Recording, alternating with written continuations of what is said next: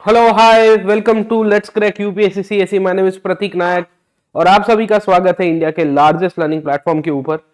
हम लोग ने पिछले क्लासेस के अंदर शुरू किया था concise comprehensive code on Tamil Nadu book, जहां हम लोग डिस्कस कर रहे थे कि तमिलनाडु कोर्स की या तमिलनाडु बोर्ड की जो किताब है उसमें से एंशिएंट इंडिया को कैसे रेफर करना है, उसको कैसे पढ़ना है। उसी के कंटिन्यूएशन के अंदर हमने पिछले क्लासेस के अंदर आपको डिस्कस करवाया था कि किस किस तरह से अलग अलग पीरियड का डेवलपमेंट हुआ है। ये पीरियड के अंदर अगर आपको याद होगा तो हमने शुरू किया था स्टोन एज से। खैर स्टोन एज को हमने अच्छी तरह से डिटेल में नहीं पढ़ा था क्योंकि उतना कॉस्ट बेनिफिट नहीं है ये कोर्स के पॉइंट ऑफ व्यू से। अगर आप मेरे प्लस क्लासेस में होंगे तो जरूर से इसके ऊपर विस्तृत से चर्चा करेंगे। इसके बाद हमने शुरू किया Indus valley civilisation where we had discuss the period between 2600 BC to the period between the 1800 BC, और इंडस वैली सिविलाइजेशन की जो खासियत थी उसके बारे में भी चर्चा की थी। समय चलता है आगे और हमने वैदिक एज के बारे में डिस्कस किया था पिछले क्लासेस के अंदर where we had discussed about the two period that is known as the early Vedic period and the later Vedic period. ये जो अर्ली वैदिक पीरियड था उसके अंदर हमने चर्चा की थी कि किस तरह से the period between 1500 to 1000 BC चलता है, एंड वी विल सी कि उसके बाद वाला जो पीरियड है लेटर वैदिक पीरियड, इस पीरियड के अंदर 1000 बीसी से लेकर जैसे 600 बीसी के आसपास का पीरियड चलेगा सर। ठीक है, समय का पहिया आगे चलता है और हमने महाजन पदों के बारे में चर्चा किया था कि कैसे 16 महाजन पदों का निर्माण हुआ भारत के अंदर। ये 16 महाजन पद के साथ साथ हमने आपको बताया था कि इसी को ही इंडियन हिस्ट्री के अंदर सेकेंड अर्बनाइजेशन के रूप में भी पहचानते हैं। हमने ये भी समझने की कोशिश की थी कि जब ये बन रहा था तब इसी पीरियड के अंदर भारत में बुद्धिज्म और जैनिज्म का भी डेवलपमेंट हुआ हेटेरोडॉक्स सेक्ट के रूप में, जहां पे हमने बुद्ध और महावीर के बारे में भी डिस्कस किया। ये जो पूरा का पूरा पीरियड है this is the period between 600 to 300 BC, जहां वी विल सी कि बहुत सारा डेवलपमेंट हो रहा है। इनफैक्ट ये वही पीरियड है जब भारत के ऊपर विदेशी आक्रमण भी हुए। ये विदेशी आक्रमणों की बात करेंगे तो हमने पिछले क्लासेस के अंदर डिस्कस किया था the foreign invasions on India, जहां हमने सबसे पहले पर्शियंस के बारे में एक ओवरव्यू लेने की कोशिश की थी और पर्शियंस के साथ साथ मैंने आपको ग्रीक इन्वेजन के बारे में भी पढ़ाया था। समय का पहिया आगे चलता है और महाजन पदों का जो पीरियड था वो खत्म हुआ, और खत्म होने के बाद आगे की कहानी को अगर हम लोग समझते हैं तो we will get to know about the period called as the Mauryan period. और हमने पिछले क्लास के अंदर वी विल सी की द मौर्यन एज के बारे में डिस्कस किया था। ये मौर्यन एज पूरा का पूरा 325 बीसी से शुरू होता है and it will continue up till 185 BC. ये 185 बीसी के आसपास के पीरियड में मौर्यस का डिक्लाइन हुआ और वहां से शुरू हुआ एक नया पीरियड जिसे हम लोग कहते हैं पोस्ट मौर्यन पीरियड। ये जो पोस्ट मौर्यन पीरियड था इसके अंदर हमने डिस्कस किया था कि कैसे the period from 200 BC to 300 CE, मतलब आप देखोगे तो जीरो के इस साइड में हम लोग आ चुके हैं। We have come to this period of zero on the other side, okay ना, समझे, कॉमन एरा के अंदर आ चुके हैं। ये जीरो के इस पीरियड के अंदर हमने बहुत सारी डायनेस्टीज के बारे में डिस्कस किया, और कल के क्लास के अंदर यानी कि पिछले क्लास के अंदर हमने आपको गुप्ता एज के बारे में पढ़ाया था। ये जो गुप्ता एज है इसके थ्रू हमने डिस्कस करने की कोशिश की थी कि कैसे 320 से लेके 550 सीई तक का जो पीरियड है ये गुप्ता पीरियड है, और गुप्ता पीरियड के अंदर हमने आपको अलग अलग राजाओं के बारे में डिस्कस किया था। ये गुप्ता एज को अगर आप चर्चा में लेंगे तो हमने पिछले सेशंस के अंदर डिस्कस किया था कि कौन से राजा कब कब आए सर। ठीक है, हमने पॉलिटिकल हिस्ट्री के अंदर देखा था कि गुप्ता डायनेस्टी की शुरुआत श्रीगुप्त और घटोत्कच गुप्त के द्वारा होती है। किसके द्वारा? श्रीगुप्त और घटोत्कच गुप्त के द्वारा होती है। ये दोनों के दोनों इनिशियल राजा थे। यहां से ही चंद्रगुप्त वन आए जो अपने आप को महाराजा धीराज के रूप में पहचानेंगे, और यहां से ही वी विल सी कि गुप्ता डायनेस्टी को एक नई दिशा मिलती है। ये करीबन 330 से लेके या 320 से लेके 335 सी तक रूल करेंगे। चंद्रगुप्त वन के बाद हमने पिछले क्लास के अंदर डिस्कस किए थे उनके संतान समुद्रगुप्त के बारे में, जिनको मॉडर्न डे का नेपोलियन के रूप में कंसीडर किया गया है। एक ऐसा शक्तिशाली राजा जिसने उत्तर से लेकर दक्षिण तक, पूर्व से लेकर पश्चिम तक पूरा साम्राज्य गुप्ता डायनेस्टी का फैलाया था। ये समुद्रगुप्त के अंदर हमने चर्चा किया कि किस तरह से जो पीरियड है वो पीरियड 335 से लेके करीबन 375 सी तक समुद्रगुप्त रूल करेंगे। समुद्रगुप्त के बाद हमने पिछले क्लास के अंदर चंद्रगुप्त टू के बारे में भी डिस्कस किया था और आपको बताने की कोशिश की थी कि चंद्रगुप्त टू का टेन्योर कैसा रहा है। चंद्रगुप्त टू का पीरियड 375 से लेके अगर आप देखोगे तो 415 तक रहेंगे, और इनके पीरियड के समय पे एम्पायर बिल्डिंग सबसे मैक्सिमम होने की शुरुआत होगी। इसके बाद अगर हम समझने की कोशिश करें तो हमें दो राजा और भी मिलते हैं। एक राजा का नाम है कुमारगुप्त, और कुमारगुप्त के साथ साथ हमको देखने को मिलेंगे एक और राजा जिनका नाम है स्कंदगुप्त। स्कंदगुप्त के बाद वी विल सी कि गुप्ता डायनेस्टी थोड़ी डामाडोल हो जाती है, और उसके बाद हमको ये पता चलता है कि इनकी डायनेस्टी डिक्लाइन में चली जाएगी। ये जो डिक्लाइन है करीबन 550 सीई के आसपास होगा और वी विल सी कि इवेंचुअली गुप्ता डायनेस्टी का एंड हो जाएगा। गुप्ता डायनेस्टी के अंदर हमने पिछले क्लास के अंदर पॉलिटिकल हिस्ट्री ये 3-4 राजाओं के बारे में डिस्कस किया था, जहां हमने बताया था कि ये कहां से आए हैं, इनका ओरिजिन कहां से कहां तक रहा है और इनका किस तरह से इतिहास रहा है। पॉलिटिकल हिस्ट्री के साथ साथ हमें ये भी देखना है कि इनके सोर्सेस हमारे लिए कितने इंपॉर्टेंट है। सोर्सेस के साथ साथ हम लोग इनकी इकोनॉमी, हम लोग इनके एडमिनिस्ट्रेशन, इनके साथ साथ समझने की कोशिश करेंगे कि किस तरह से एग्रीकल्चर का डेवलपमेंट हुआ, साथों साथ आर्ट एंड कल्चर के बारे में भी डिस्कस करेंगे और आखिर के अंदर हम लोग चले जाएंगे इनके डिक्लाइन के ऊपर, जहां हम लोग खत्म करेंगे कि गुप्तास का डिक्लाइन कैसे हुआ।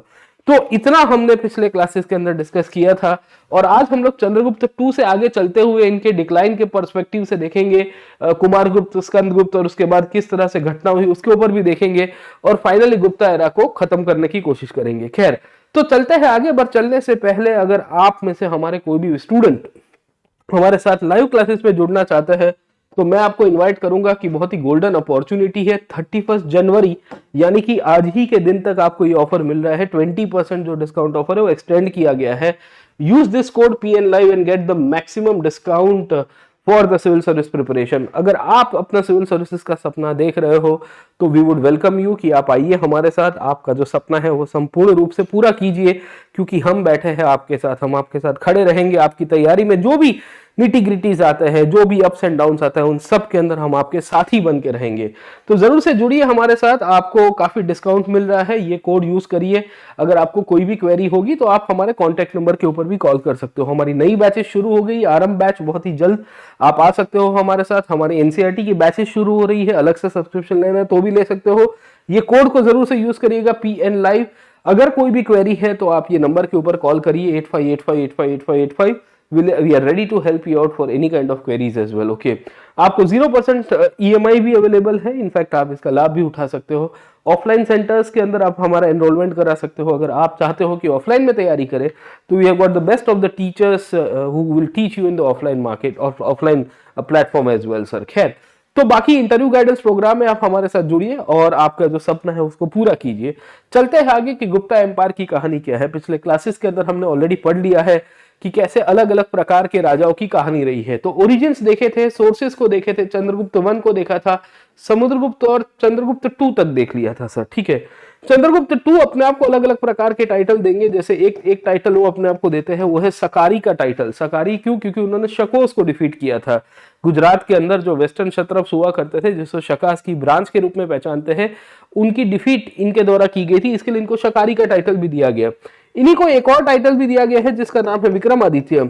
उसके पीछे का भी कारण यही है कि भारत के अंदर, प्राचीन भारत में, precisely in ancient India, whenever any king used to take the title of Vikramaditya, that signifies that the king was involved into defeat of foreign rulers, है ना। विदेशी ताकतों को हराने वाला जो व्यक्ति होगा, जो शासक होगा, वो जरूर से अपने आप को विक्रमादित्य का टाइटल के थ्रू जस्टिफाई करवाने की कोशिश करेगा। तो गुप्ता डायनेस्टी में हमको ये दोनों के दोनों आपको कहानी देखने को मिलती है। इनफैक्ट चंद्रगुप्त 2 का बहुत ही गोल्डन पीरियड था।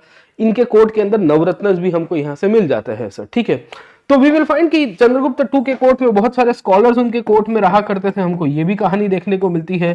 चंद्रगुप्त 2 अपने आप को शकारी का टाइटल भी देंगे एंड वी विल फाइंड कि वी विल आल्सो सी कि अपने आप को विक्रमादित्य भी कहते हैं। चंद्रगुप्त 2 का जो मेन इंफॉर्मेशन सोर्स है वो हमारे लिए मेहरौली का पिलर इंस्क्रिप्शन है। कौन सा है? मेहरौली का पिलर इंस्क्रिप्शन है। हमने आपको पिछले क्लास के अंदर पढ़ा दिया था कि what is the Mehrauli pillar inscription all about sir. Okay, तो प्लीज रिमेंबर कि भाई मेहरौली का पिलर इंस्क्रिप्शन की खासियत क्या है सर। ठीक है, तो दिल्ली के अंदर आया हुआ पिलर है सर। वहां पे वी विल सी कि एक लोहे का स्तंभ आपको मिलेगा जिसे गरुड़ स्तंभ के रूप में पहचानते हैं। इसके अंदर we will come to know कि चंद्रगुप्त 2 की मेंशंस की गई है, मतलब यहाँ पे नाम तो चंद्र ही लिखा गया है। अब कुछ हिस्टोरियंस का मानना है कि ये चंद्रगुप्त 1 थे या चंद्रगुप्त 2 थे। ज्यादातर हिस्टोरियंस का ये मानना है कि ये चंद्रगुप्त 2 हुआ करते थे, क्योंकि 1 तो पाटलिपुत्र में कंसोलिडेशन करते करते ही कमजोर हो गए थे। कमजोर होने का मतलब है कि उनका जो दौर था उस पीरियड में नया नया अभी कॉन्क्वेस्ट शुरू हुआ था यार, अपने आप को स्टेबिलिटी देने की बहुत कोशिश कर रही थी उनको। तो अभी उस पीरियड में ज्यादा कोई कॉन्क्वेस्ट का आपको कहानी नहीं मिलेगी। तो हमें ये पहले क्लैरिटी आ जानी चाहिए कि कहानी किस तरह से चलती है सर। ठीक है, चंद्रगुप्त 2 की। अब चंद्रगुप्त 2 के समय पे हम लोग को क्या क्या चीजें याद रखनी है और आज हम लोग गुप्तास में क्या डिस्कस करेंगे, तो हम लोग देखेंगे कि चंद्रगुप्त टू के बाद की कहानी किस तरह से है। चंद्रगुप्त टू के कार्यकाल के समय पे वी विल सी कि उनके कोर्ट में नवरत्नस थे। ये नवरत्नस में बहुत सारे लोग थे, तो जैसे कालिदास आपको देखने को मिलेंगे, आपको हरिसेन खुद मिलेंगे। हरिसेन अगर आपको याद होगे तो he was one of the we can say court poets in the court of Samudragupta as well. अगर आपको याद होगा तो वी विल सी कि धन्वंतरी हुआ करते थे। Dhanvantari was one such personality जिनको हम लोग याद रखते हैं क्योंकि इनका कंट्रीब्यूशन आयुर्वेद के अंदर है। आयुर्वेद अगर आप समझने की कोशिश करिए तो हमने आपको पिछले क्लास के अंदर बताया था कि आयुर्वेद के ऊपर जो रिसर्च हुआ है वो प्राचीन भारत के अंदर ही होना शुरू हुआ था, और वो वैदिक लिटरेचर का एक उपवेद के रूप में है सर, ठीक है ना, समझे। तो वी विल सी दैट काफी सारे हम लोग के लिए एक अच्छे खासे स्कॉलर्स का आपको लिस्ट मिलेगा। ये लिस्ट हमको पता होना चाहिए कि भाई कौन से लोग इनके कोर्ट के अंदर हुआ करते थे सर, ठीक है। तो चंद्रगुप्त टू की जब हम लोग बात करेंगे तो एक तो हरिसेन मिलेंगे, एक कालिदास मिलेंगे, एक अमरसिन्हा मिलेंगे, एक धन्वंतरी मिलेंगे। देखो चार तो यहाँ पे ही हो गए सर, ठीक है। चार तो किताब के अंदर दिए हुए हैं, हमारे पास ऑलरेडी लिस्ट है सर, ठीक है। इसके सिवाय आपको याद रखना है कि और कौन है।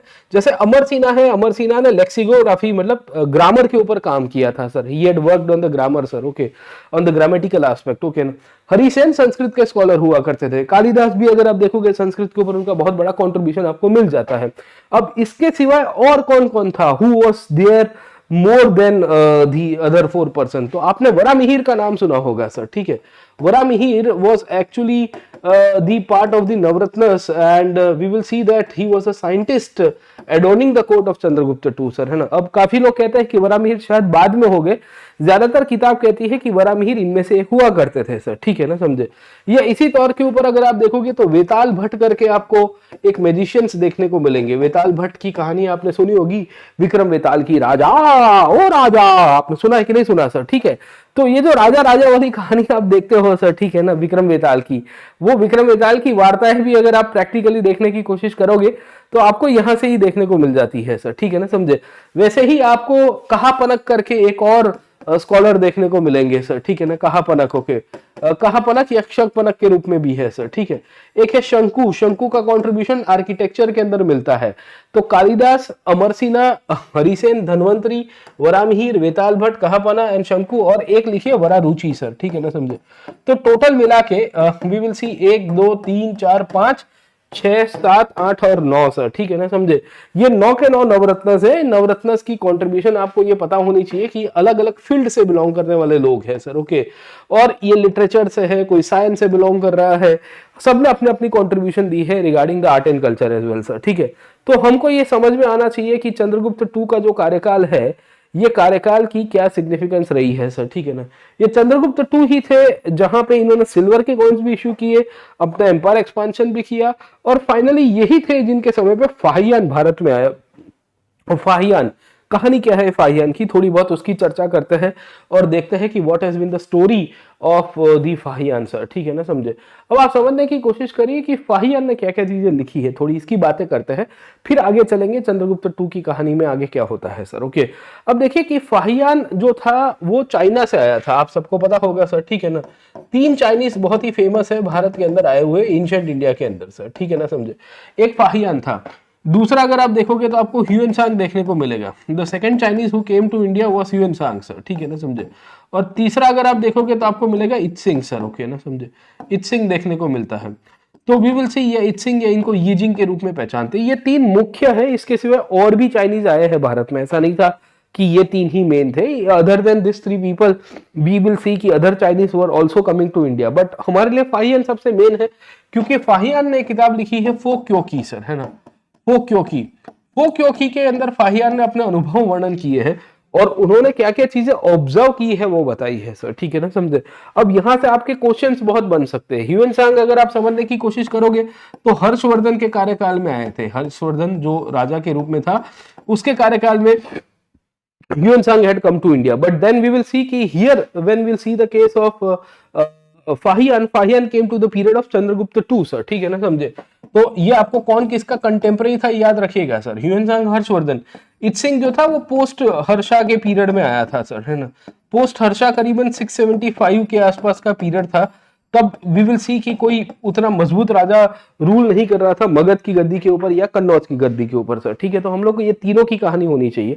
अब पहले फाहियान को देखते हैं, आगे की क्लासेस में जब मैं बढ़ूंगा तो ह्यूएन सांग, इत्सिंग के बारे में क्या क्या लिखा गया उसके ऊपर भी चर्चा करेंगे सर, ठीक है। अब Fahien's account on Mathura and Pataliputra, what has been observed it down sir, ठीक है ना, समझे। At Mathura the people are numerous and happy, they do not have to register their household, only those who cultivate the raw land will have to pay the फलाना फलाना चीज है। अब देखिए क्या क्या चीजें ऑब्जर्व की, एक एक करके देखते हैं। फाहियान बेसिकली जमीन के रास्ते से आया था, याद रखिएगा सर, ठीक है ना, समझे।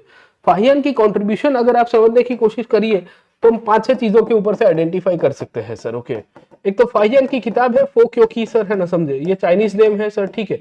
ये इसका इंडियन नेम देखोगे तो आपको लिखेगा the record of the western world, है ना, कि भाई पश्चिमी दुनिया के अंदर वो फाहियान आया था, क्योंकि चाइना से इंडिया कहाँ पे है, वेस्ट के अंदर है।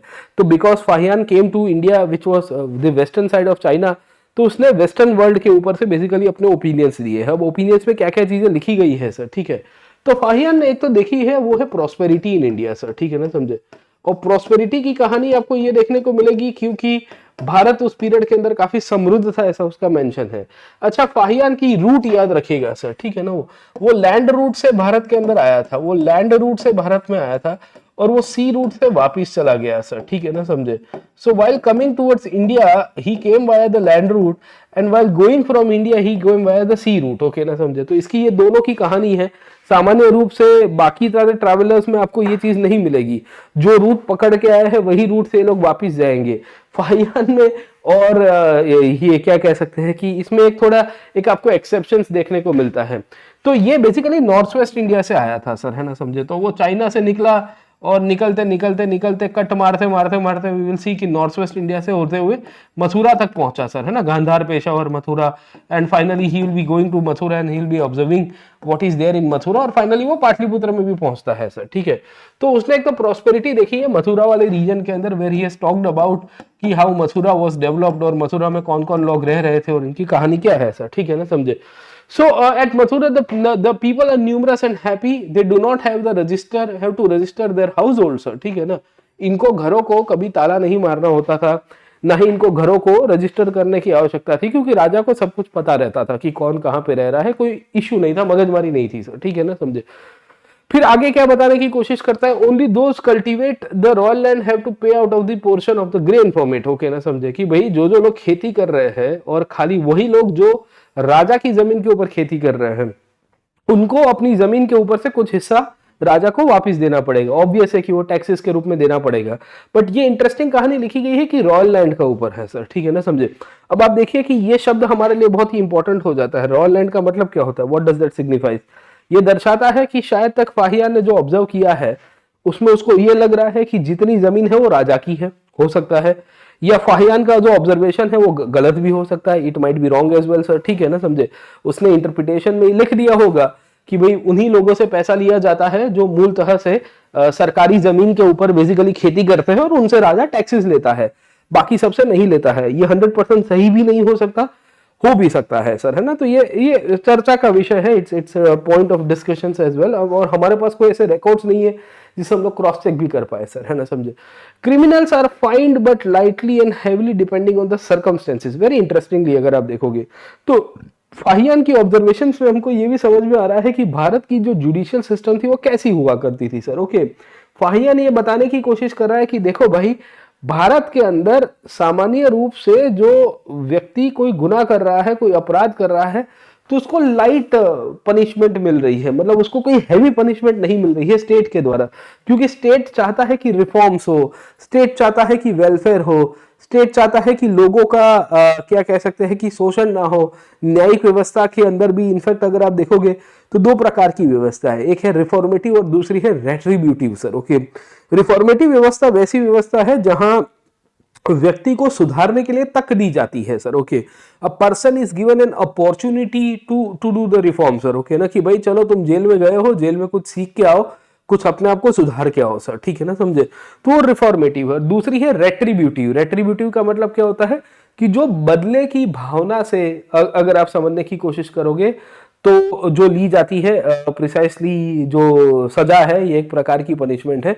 अब इसमें ये बता रहा है कि it was quite find lightly और it depended on the circumstances, है ना, समझे कि भाई वो भी देखा जाता था कि भाई परिस्थिति कैसी है, किस परिस्थिति में। तो हम लोग आज की तारीख में अगर आप देखोगे तो एक देखते हैं कि procedure establish by law, due process of law sir, है ना, समझे। हम इसके अंदर ये भी समझने की कोशिश करते हैं कि भाई लॉ की परिस्थिति में हमको ये भी देखना है ड्यू प्रोसेस के अंदर कि भाई सर्कमस्टेंसेस कैसे है सर, ठीक है।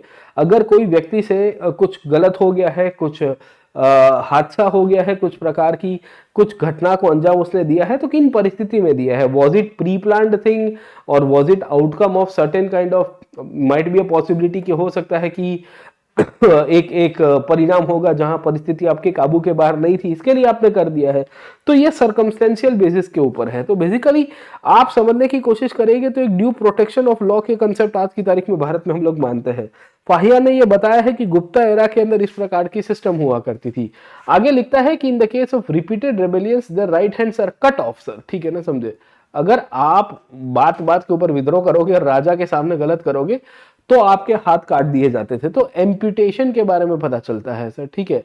तो इससे हमको समझ में आ रहा है कि क्या सब अपराधियों के लिए लीनियंसी थी? नहीं थी, सब अपराधियों के लिए लीनियंसी नहीं थी, कुछ कुछ के लिए थी। अगर आप छोटा मोटा क्राइम कर रहे हो तो स्टेट आपको कहता है कि बेटा कोई बात नहीं, तुम्हें रिफॉर्म करने का एक मौका देते हैं, तुम अपने आप को सुधारो, तुम सुधारोगे तो कोई दिक्कत नहीं होगी सर, ठीक है ना, समझे।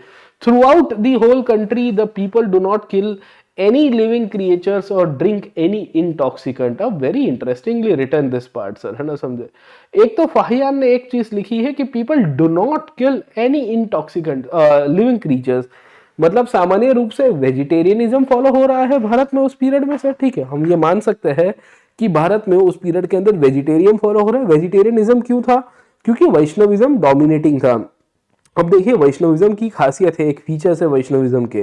वैष्णविज्म के फीचर्स में ये चीज बहुत ही प्रोमिनेंटली है कि आप अगर इनफैक्ट जो संप्रदाय से बिलोंग कर रहे हो वो संप्रदाय के तहत आप हो सके उतनी नॉन वेजिटेरियन चीज़ों को कंज्यूम मत करिए सर, है ना। इनफैक्ट जो चुस्त रूप से वैष्णवाइट होते हैं वो तो ऑनियन और गार्लिक का भी सेवन नहीं करते हैं सर, ठीक है ना।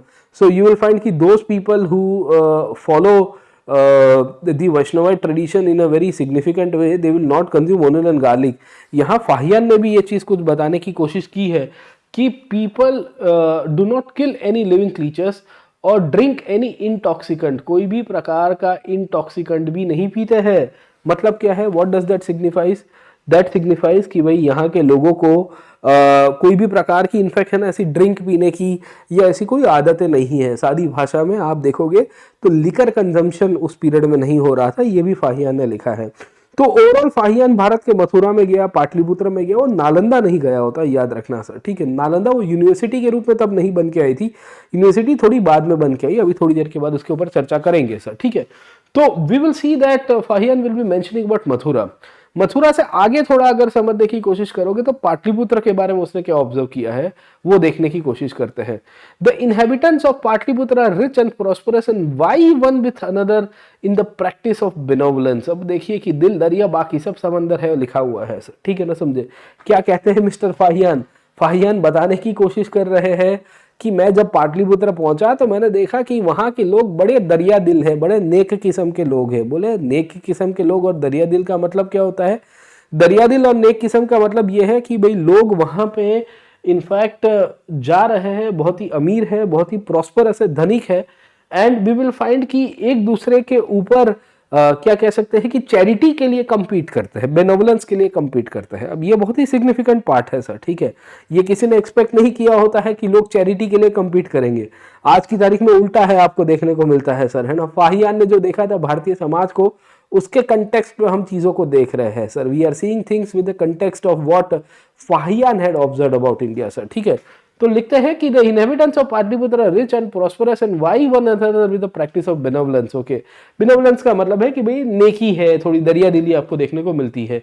In the cities the Vysya families establish the houses for dispensing charity and medicines. Okay ना, all the poor, destitute, orphans, widows, childless, maimed and crippled are provided with every kind of help। मतलब आप समझने की कोशिश करिए तो वो बता रहा है कि जो वैश्य समुदाय के लोग हैं, वैश्य बेसिकली वर्ण का प्रकार है, तो ब्राह्मण, क्षत्रिय, वैश्य एंड शूद्र, तो उसमें ये वैश्यस के बारे में फाहियान ने लिखा है। वो ये बताने की कोशिश कर रहा है कि देखो शहरों के अंदर जो वैश्य समुदाय के लोग थे, जिनका घर परिवार था वहां पे, उन्होंने लोगों के लिए इनफैक्ट ये किया था, क्या कह सकते हैं कि एक प्रकार का वी विल सी की चैरिटी और मेडिसिन के लिए काम किया था।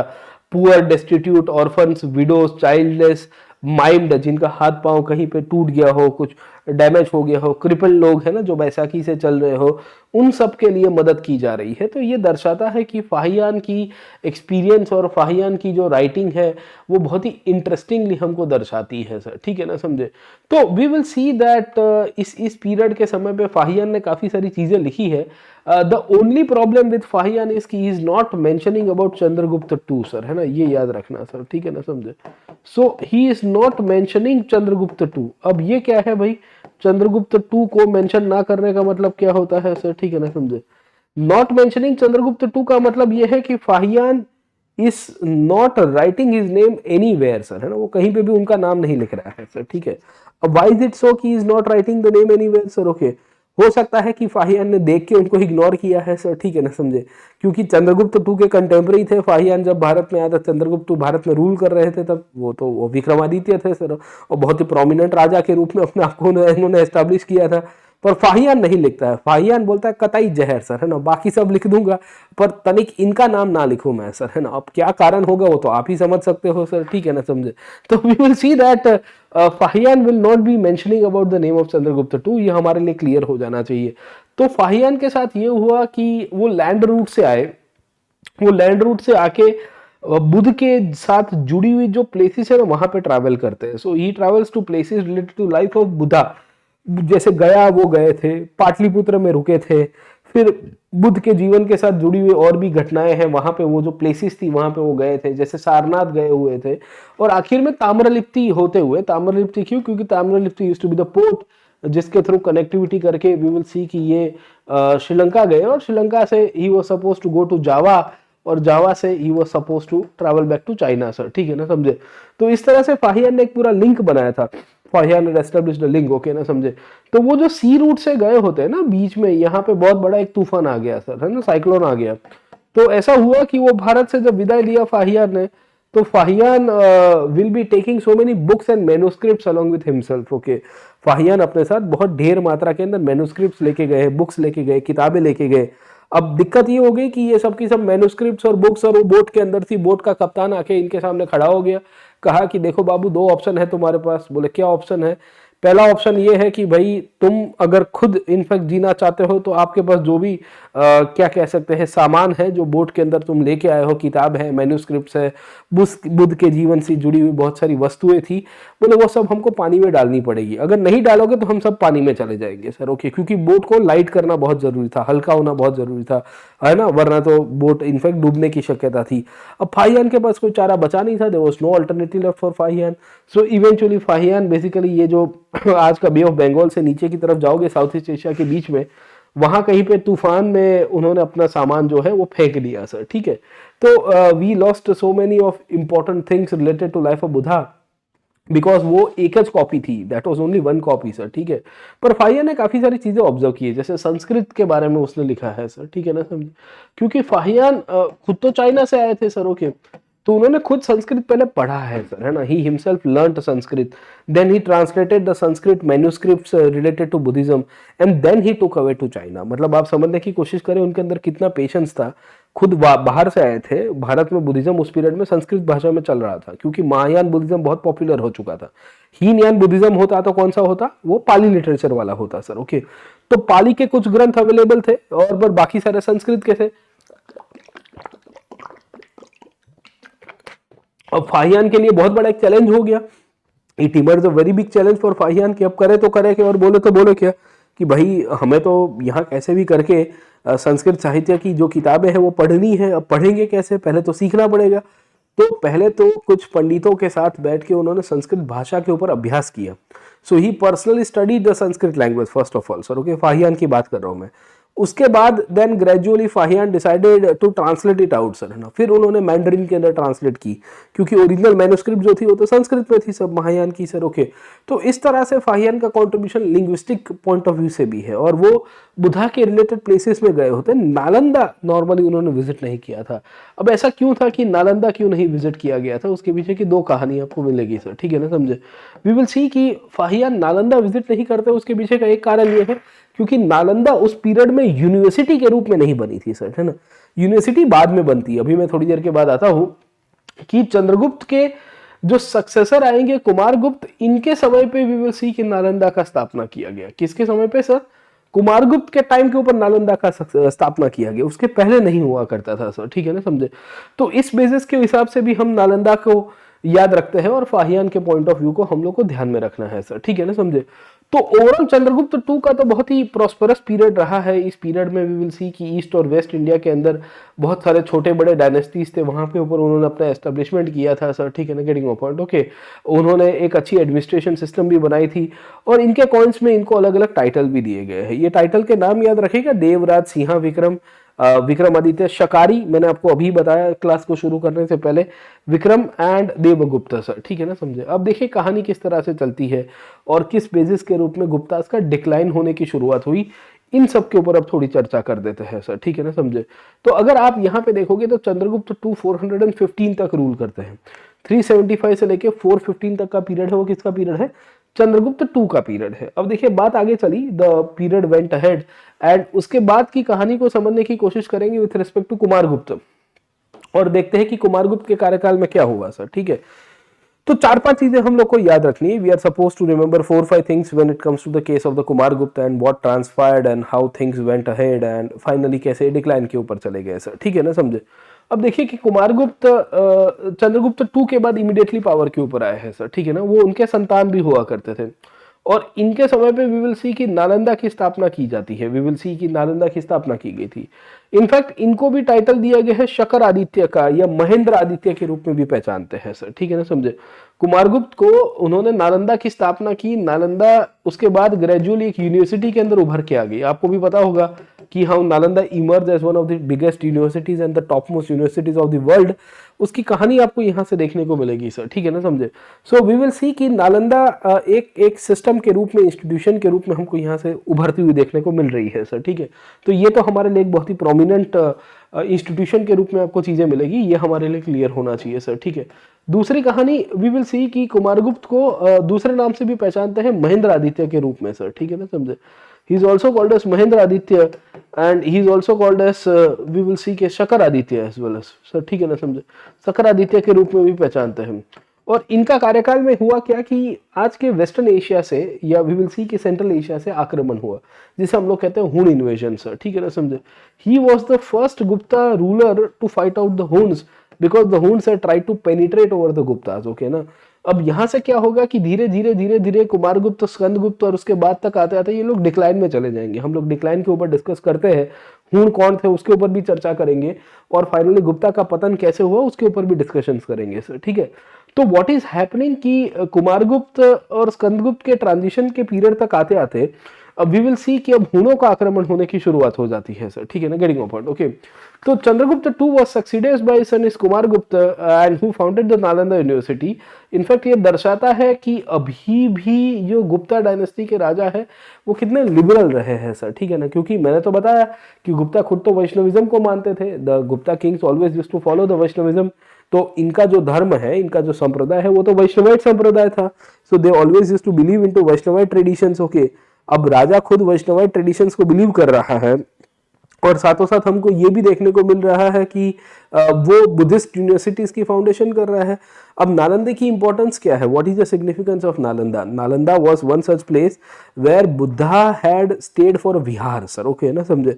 बुद्ध अलग अलग जगह के ऊपर ट्रैवल किया करते थे ना, तो बुद्ध एक बार विहार में वहां पे रुके थे, because Buddha had stayed there for a vihar, तो it definitely it would be seen as a very landmark place in the Buddhist history as well sir, ठीक है। इसके लिए नालंदा में विश्वविद्यालय की स्थापना की गई, वहाँ पे विहार की स्थापना की गई, बोर्डिंग स्कूल बनाने की शुरुआत होती है। और फिर कुमारादित्य ने तो ये शुरू किया, मतलब अपने कुमारगुप्त ने तो ये शुरू किया, उसके बाद आगे की डायनेस्टी के जो रूलर्स है वो भी उसको कंक्लूड कराएंगे सर, है ना। So they will also be trying to make sure उसको कंक्लूड कराएंगे सर, ठीक है ना, समझे। So the last great king of the Gupta dynasty Skandagupta was the son of Kumaragupta one sir, ठीक है ना, समझे। अब इसमें होता क्या है कि स्कंदगुप्त का पीरियड जो आया वो सबसे लास्ट का पीरियड था सर, ठीक है ना, getting point, okay. And we will see कि फ्रॉम 415 अगर आप देखोगे 415 से लेके 467 तक, है ना, 467 तक अगर आप समझिए, तो इसमें ये दोनों राजा आ जाएंगे। उसमें 415 से 450 के आसपास का पीरियड जो था और कुमारगुप्त का था, और 450 के जस्ट उसके ट्रांजिशन के बाद स्कंदगुप्त का पीरियड आया।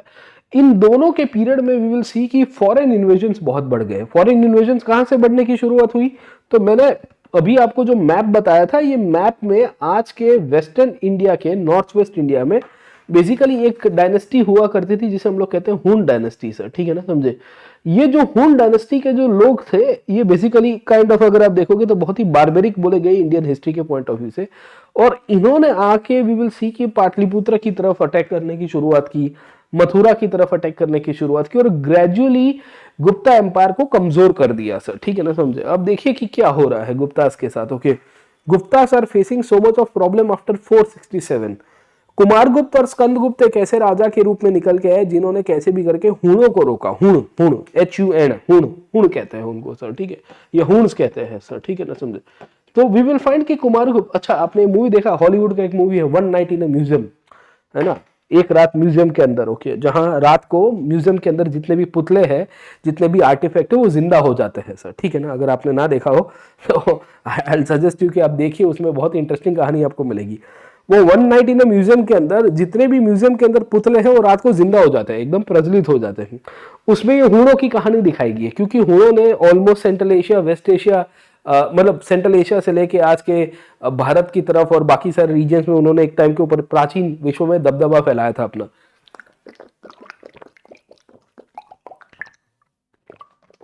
सो वी विल फाइंड कि ये जो हुण लोग हैं, ये हुणों ने आक्रमण करना शुरू कर दिया। So the Hun started invading over the Gupta sir, okay.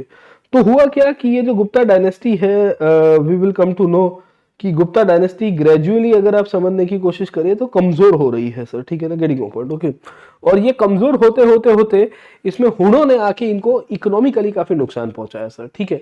तो हुण के सामने कुमारगुप्त वन के समय से ये संघर्ष होना शुरू हुआ था। कुमारगुप्त वन के साथ साथ जब स्कंदगुप्त का पीरियड आया तब तक तो वी विल सी कि इनको काफी सारा डैमेज भी झेलना पड़ा। In fact Skandagupta was the one who was able to repeal the Hun invasion.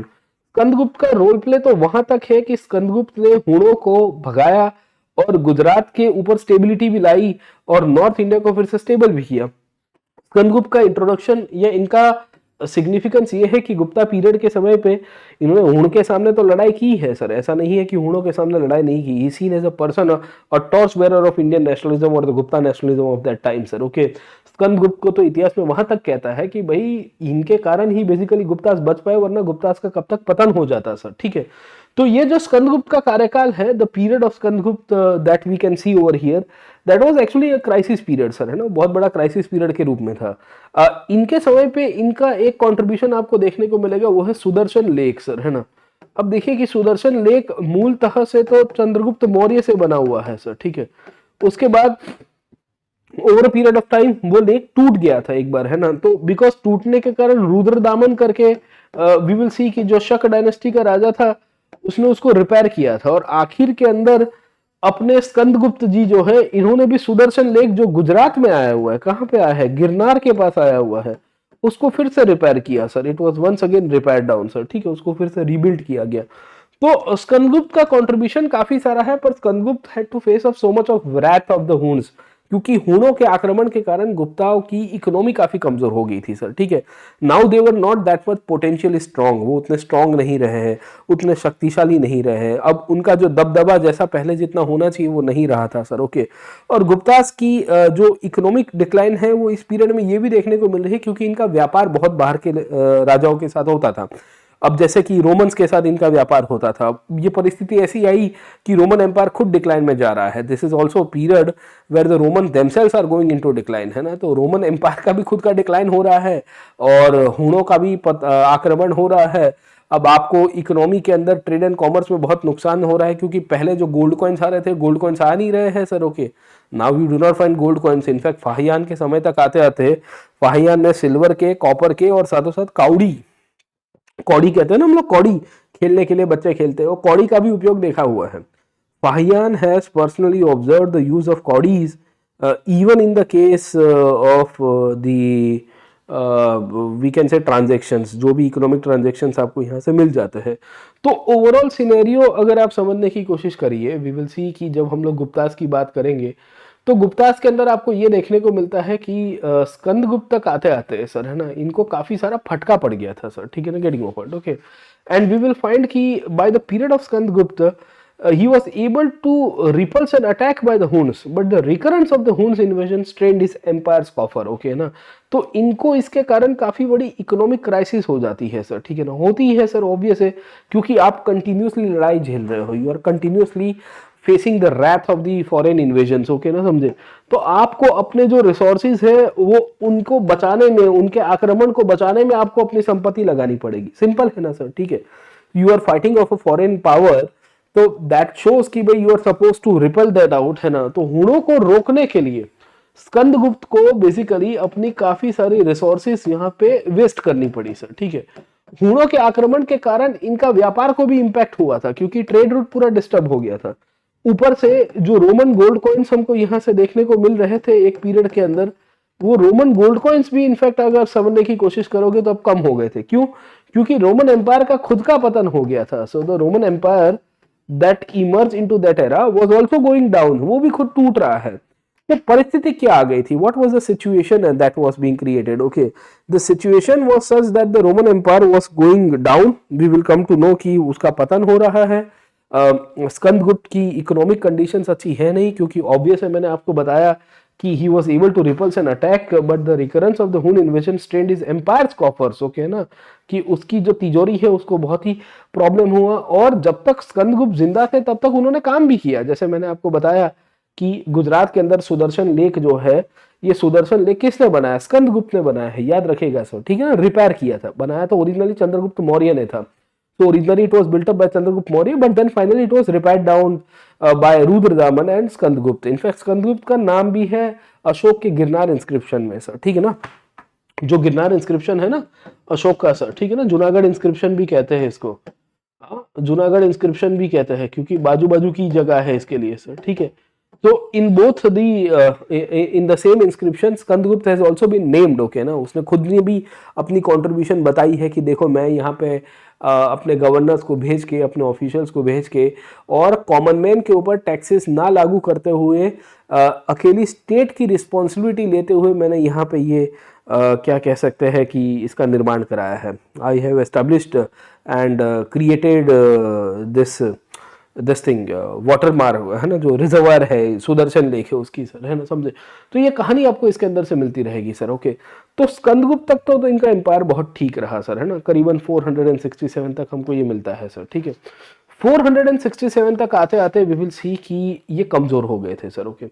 और इतने कमजोर हुए कि इसके बाद जो बाद के राजा आए वो कुछ कर ही नहीं पाए सर, ओके ना, समझे।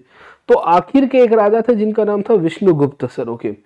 इनके समय तक आते आते हुणों ने फिर से त्रास मचाया। हुणों ने त्रास मचाने का मतलब है कि ये जो हुण सेंट्रल एशिया की जो ट्राइब थी उनको मौका मिल गया कि अब मजबूत राजा है नहीं, मजबूत राजा नहीं है तो अपन मौज करेंगे सर, ठीक है ना, समझे। इनफैक्ट ये वो कार्यकाल है where the Guptas are themself facing a problem with respect to the economic crisis as well sir, ठीक है ना, गेटिंग माय पॉइंट, ओके। तो कहानी आपको ये देखने को मिलती है कि गुप्ता का पतन अब निश्चित हो चुका था सर, ओके ना, समझे। तो विष्णुगुप्त के पीरियड तक आते आते फाइनली हमको ये पता चलता है कि इनका पतन हुआ, और पतन के पीछे का मूल कारण देखोगे तो हुन डायनेस्टी है सर, ठीक है ना। ये हुन थे कौन सर, ओके ना, समझे। इसको लेके अलग अलग प्रकार के ओपिनियंस है, बट यहाँ पे लिखा हुआ है that the origin of the हुन इज नॉट डेफिनेटली नोन। ये एग्जैक्टली कहाँ से आए थे वो नहीं पता है सर, ठीक है ना, समझे। But according to Roman historian Tacitus, they were barbarian tribe living near Caspian sea, मतलब आज के वी विल सी कि ईरान के ऊपर वाले रीजन में आपको मिलेंगे सर, ठीक है ना, समझे। And contributed to the fall of the Roman empire itself, okay ना। मतलब ये बहुत इंटरेस्टिंग कहानी आपको मिलती है कि भाई भारत में गुप्ता डायनेस्टी के पतन के पीछे तो इनका कॉन्ट्रीब्यूशन है ही भाई। इनका पतन वी विल सी कि रोमन एम्पायर के कारण, रोमन एम्पायर का भी पतन इनके कारण हुआ था सर, ठीक है ना, getting my point, okay. They organized under Attila and were known for their savagery and versatility in Europe. One of the branches of Huns known as the White Huns moved towards India from Central Asia and then invasions began about 100 years after the Kushanas. मतलब ये है कि हुनों की दो branches थी actually, ये हुन की दो ब्रांचेस थी, एक तो थे रेड हंस और एक थे व्हाइट हंस, ओके। भारत में जो आए हैं वो व्हाइट हंस आए हैं सर, ठीक है ना। इंडिया के ऊपर जिन हुन डायनेस्टी के शासकों ने आक्रमण किया है वो कौन थे, वो व्हाइट हंस थे सर, ठीक है ना। और इन्होंने आके भारत के कमजोर राजाओं का फायदा उठाया। अब आप देखिए कि परिस्थिति क्या है सर, ठीक है। स्कंदगुप्त के बाद गुप्ता डायनेस्टी अब कमजोर है सर, ठीक है ना, समझे। एंड वी विल सी कि समवेयर आफ्टर 500 सर, ओके ना, समझे। आप समझने की कोशिश करिए कि लेटर गुप्ता राजाओं की जो कहानी है, लेटर गुप्ता की कहानी, मतलब मैं बता रहा हूं the period from 500 to 550 CE sir, है ना, समझे। तो इस पीरियड में हमको ये पता चल रहा है कि वीक राजा पावर के ऊपर बैठे हैं, weak kings are in power sir, है ना, समझे। अब राजा कमजोर है तो ऑब्वियस है कि भी आपकी अब चलेगी नहीं सर, ठीक है ना, समझे। सो वी विल सी कि one of the major reasons behind the downfall of the Guptas is that there are weaker kings who are in power sir, okay. अब राजा कमजोर है, राजा के टेटे टूटू चलती नहीं है सर, है ना, उसको कोई भाव नहीं पूछ रहा है, उसके अंदर ही हमको ये पता चलता है कि कहीं ना कहीं रिबेलियंस हो रहे हैं सर, ओके। तो वीक किंग्स होने के कारण वी विल सी कि डिसेंट्रलाइजेशन होगा सर, सही की गलत सर, ओके ना, समझे। तो over a period of time we will see कि this will lead to a condition called as decentralisation. राजकीय रूप से जब राजा कमजोर होता है तो केंद्रीयकृत शक्तियां टूट जाती है सर, उसको सेंट्रीफ्यूगल फोर्सेस का हम ये कह सकते हैं कि दूर होने की कहानी भी हम लोग कह सकते हैं सर, ठीक है ना, समझे। ये सेंट्रीफ्यूगल फोर्सेस बहुत ही मजबूत हो जाएगी सर, ओके। तो weak kings along with decentralisation आपको यहां से देखने को मिलता है। ये जो डिसेंट्रलाइजेशन कमजोर राजाओं के कारण हुआ, ये जो डिसेंट्रलाइजेशन कमजोर राजाओं के कारण हुआ, इसके कारण हमको ये पता चलता है कि राजा की टेरिटरी भी उसके हाथ से चली गई सर, है ना।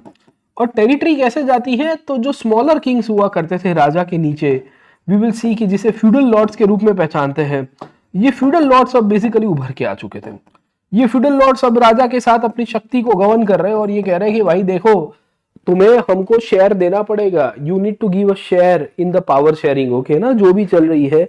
अब तुम्हारा साम्राज्य अकेले का नहीं है, अब हमारा भी साम्राज्य है सर, ठीक है ना, समझे। तो इसे सामंतवादी प्रक्रिया के रूप में पहचानते हैं। होता क्या है कि राजा की शक्ति कमजोर है, राजा के नीचे जो छोटे राजा थे पहले दबा के रख दिया गया था। विक्रमादित्य को आप देखो, चंद्रगुप्त वन को देखो, समुद्रगुप्त को देखो, कितना खौफ था उसका सर, है ना। You see what was the खौफ ऑफ समुद्रगुप्त, है ना, लोगों को डर लगता था कि भाई साहब समुद्रगुप्त ना आ जाए कहीं पे सर, ठीक है। अब यहाँ परिस्थिति पूरी तरह से बदल गई है, the situation has change sir, okay ना, समझे। Smaller feudal lords have taken over sir, okay ना, और इन्होंने वी विल सी कि काफी सारी टेरिटरी को शेयर करना शुरू किया। इन परिस्थितियों में आपकी यहाँ पे इकोनॉमिक क्राइसिस भी है सर, ओके। और इकोनॉमिक क्राइसिस क्यों है, क्योंकि आपकी इकोनॉमी जो है वो खड्डे में जा रही है। आपका ट्रेड एंड कॉमर्स जो बेसिकली एक रेवेन्यू का इंटीग्रल पार्ट था वो टूट गया है सर, ओके। ये ट्रेड एंड कॉमर्स के अंदर मैंने आपको बताया कि जो गोल्ड कॉइन्स आपको मिल रहे थे वो गोल्ड कॉइन्स भी आपके कम हो गए हैं sir, okay. And we will see कि ग्रेजुअली वो भी खत्म हो गए हैं। तो आप अपनी अर्थव्यवस्था को चलाने के लिए करोगे क्या सर, ओके ना, समझे। तो राजाओं के द्वारा उस पीरियड में बड़ी बड़ी लैंड ग्रांट्स देने की शुरुआत हो जाती है। क्या देने की शुरुआत हो जाती है, लैंड ग्रांट्स देने की सर, ओके। ये land grants we will see कि ऑफिशियल्स को भी दी जाती थी और वी विल सी कि रिलीजियस स्कॉलर्स को भी दिया जा रहा था सर, है ना। तो अलग अलग पर्पस से इनफैक्ट हमको ये देखने को मिलेगा कि लैंड ग्रांट्स मिलेगी सर, ओके।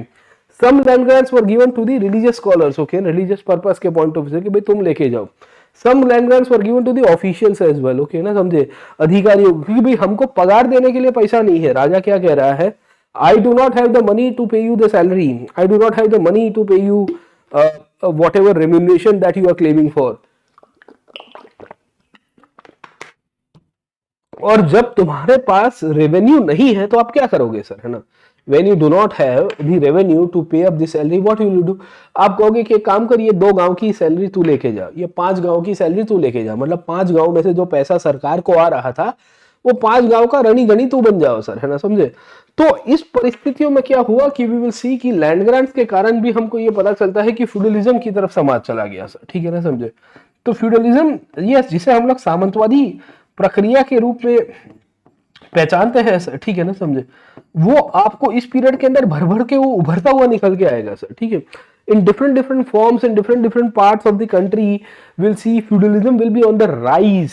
वो जिस तरह से राइज के ऊपर था, यहाँ लैंड ग्रांट्स का देना, यहाँ सामंती शासकों का वी विल सी की डेवलपमेंट होना, जो पावर के अंदर शेयर कर रहे थे।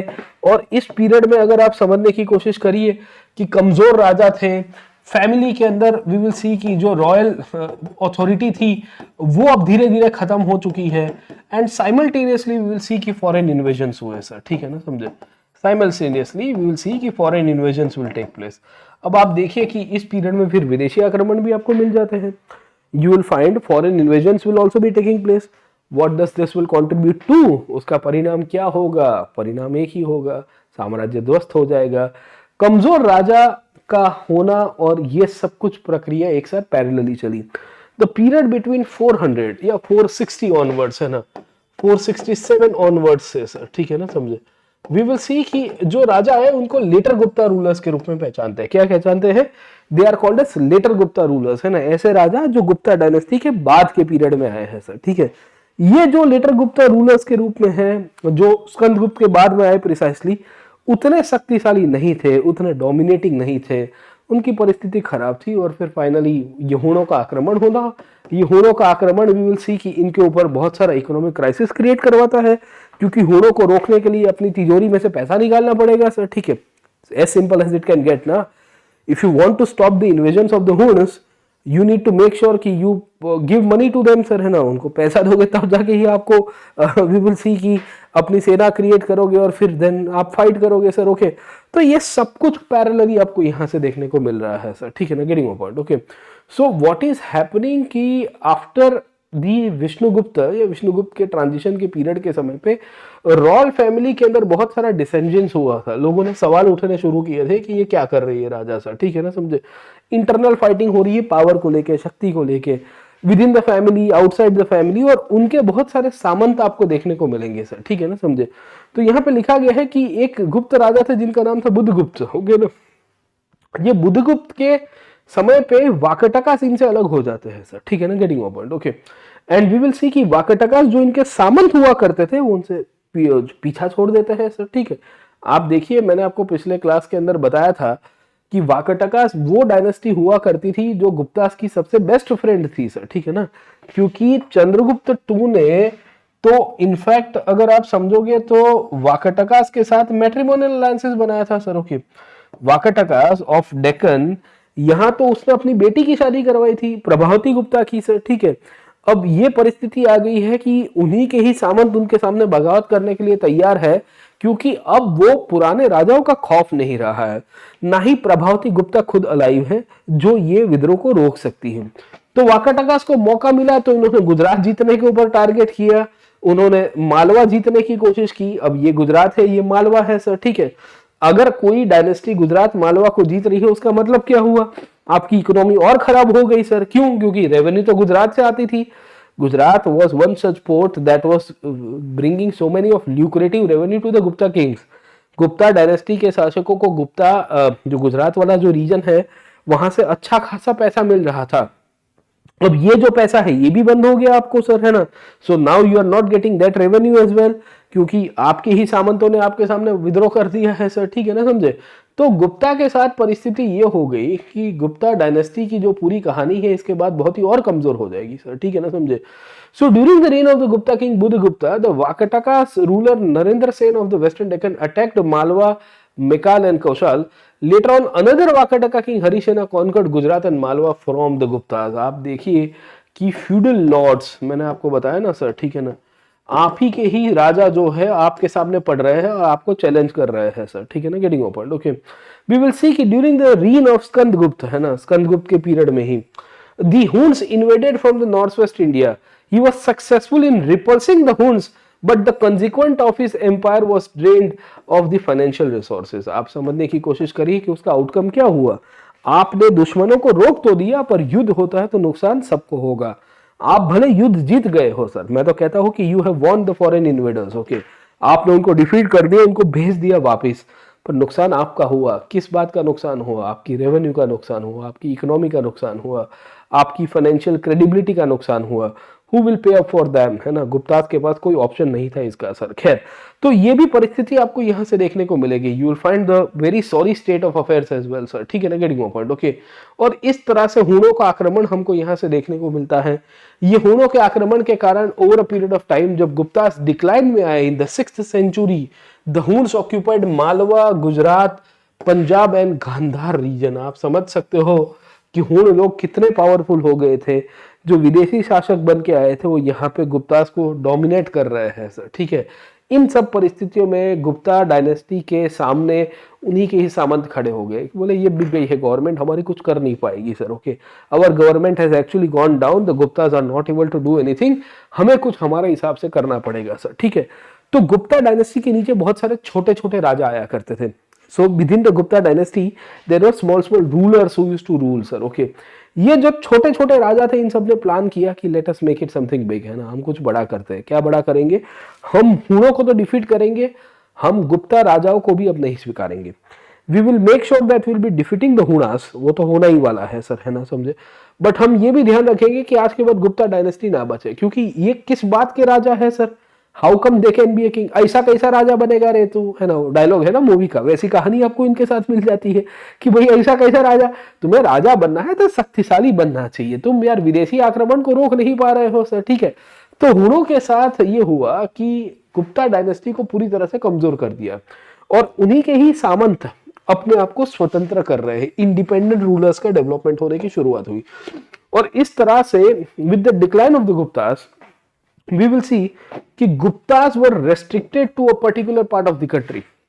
Later Gupta rulers were restricted to the city or we can say the place like Pataliputra sir, है ना। लेटर गुप्ता की कहानी यह है कि वो खाली पाटलिपुत्र तक रेस्ट्रिक्ट हो गए, उनके ऊपर मौखारी डायनेस्टी आ गई। मौखारी बेसिकली उनके सामंत हुआ करते थे जो कन्नौज से रूल किया करते थे, ठीक है ना, समझे। नीचे देखोगे बंगाल के अंदर शशांक जैसे राजा निकल के आएंगे गौड़ वंश के अंदर से सर, ठीक है ना, समझे। इसी तौर के ऊपर अगर आप समझने की कोशिश करोगे, गुजरात के अंदर आपको मैत्रक डायनेस्टी देखने को मिलती है। मैत्रक गुप्ता के सामंत हुआ करते थे एक पीरियड के अंदर और इन्होंने गुप्ता में से अपने आप को इंडिपेंडेंट कर दिया था। इसी तौर के ऊपर वी विल सी कि यशोधर्मन करके एक राजा था ओलिकार वंश का सर। कौन नाम था? यशोधर्मन सर, है ना। ये कौन सी डायनेस्टी से था? ओलिकार वंश से सर, ठीक है ना, समझे। इसने आके अपने आप को सेंट्रल इंडिया में एस्टेब्लिश किया। आज के हरियाणा वाले रीजन के अंदर अगर आप समझोगे तो हमको ये देखने को मिलता है कि पुष्यभूति करके एक डायनेस्टी देखने को मिलेगी। कौन सी डायनेस्टी? पुष्यभूति, जहां से हर्षवर्धन बिलोंग कर रहा है। तो ओवरऑल गुप्ता की डायनेस्टी की जो हेकड़ी है वो पूरी तरह से निकल गई थी और इस पीरियड में ये जब छोटे छोटे राजा थे ये सब के सब अपने आप को इंडिपेंडेंट करने का प्लान कर रहे हैं कि भाई देखो हम तो गुप्ता राजाओं की माने क्यों, ये तो अपने आप को बचा नहीं पाए हैं सर, है ना। विदेशी आक्रमण हो रहा है, तुम्हारा राजा बोट में बैठ के भाग रहा था। कभी बाद में बात करेंगे, आप प्लस क्लासेस के ऊपर आना, इसके ऊपर बहुत विस्तृतपन से चर्चा करेंगे सर, ठीक है। तो the Hun invasion weakened the Gupta hold in the country. Independent rulers emerged all over the country, like the Yashodharman of Malwa, the Mokharis of Uttar Pradesh. ये कन्नौज में हुआ करते थे। The Maitraks of the Saurashtra and others in Bengal.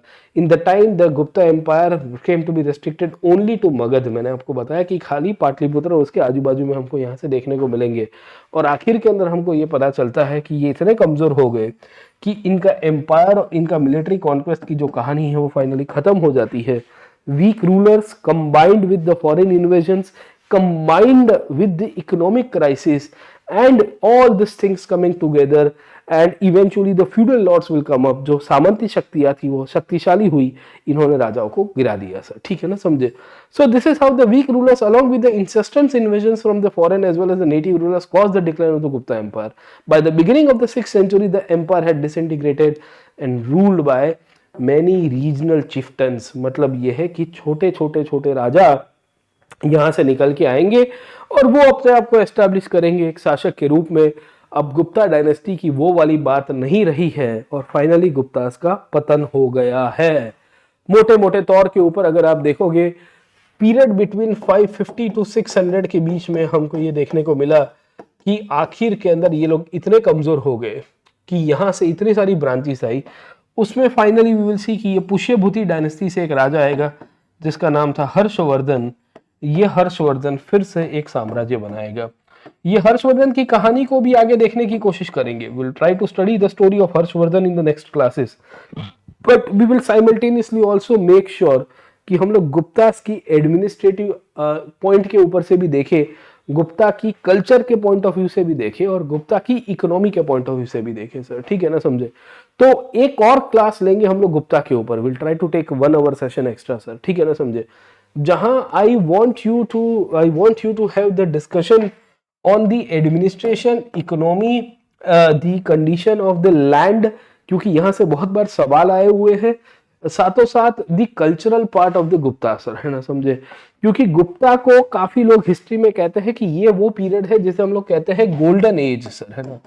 तो पिछले या next class में मैं आऊंगा तो I will also continue this topic and then I try to conclude it out कि क्या इसे गोल्डन एज कह सकते हैं कि नहीं कह सकते हैं सर। ठीक है, can it be called as a golden age और नॉट, इसकी भी बात करेंगे एंड फाइनली ये टॉपिक को यहाँ पे खत्म करेंगे सर। ठीक है, तो होपफुली आपको इनका डिक्लाइन समझ में आ गया होगा कि भाई किस तरह से इनका डिक्लाइन हुआ गुप्ता डायनेस्टी के अंदर और कौन से फैक्टर थे, और उसके आगे पीछे की हमने पॉलिटिकल हिस्ट्री खत्म की है। वहां से सवाल बनने की शक्यता है। इनफैक्ट ये जो मैप है ना सर, ये मैप को कहते हैं the decline of Gupta and the rise of Harsha. Decline of Gupta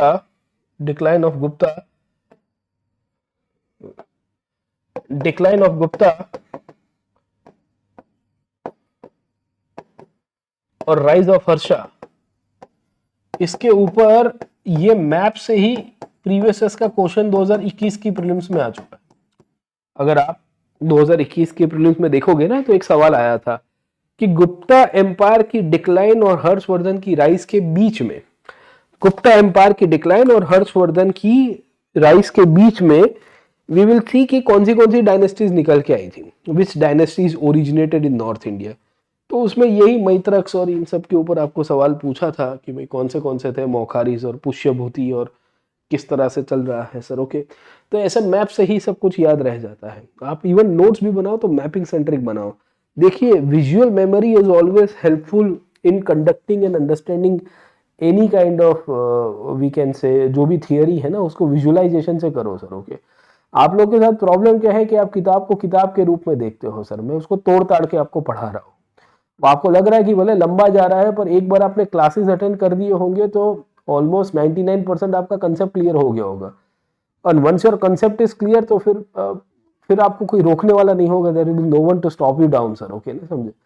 तो इस तरह से कहानियां हैं, इस तरह से आप तैयारी कर सकते हैं। आज यहाँ पे कंक्लूड करते हैं एंड मैं आपको फिर से वेलकम करूंगा। आज आखिर का दिन है, today is the last day to join the session. You will get 20% discount sir. Okay ना, समझे? आपको 20% डिस्काउंट है, 31 जनवरी तक अवेलेबल है। ये कोड है PN लाइव, डिस्क्रिप्शन बॉक्स में लिंक अवेलेबल है, आप जरूर से जुड़िए। और इनफैक्ट इसकी PDF भी मैं बहुत जल्द अपलोड करने वाला हूँ, तो आप इसका भी लाभ ले सकते हैं। चलिए, like, share and subscribe to this platform. I will see you in the next session. Till then keep studying. Thank you very much. Let's crack it. जय हिंद।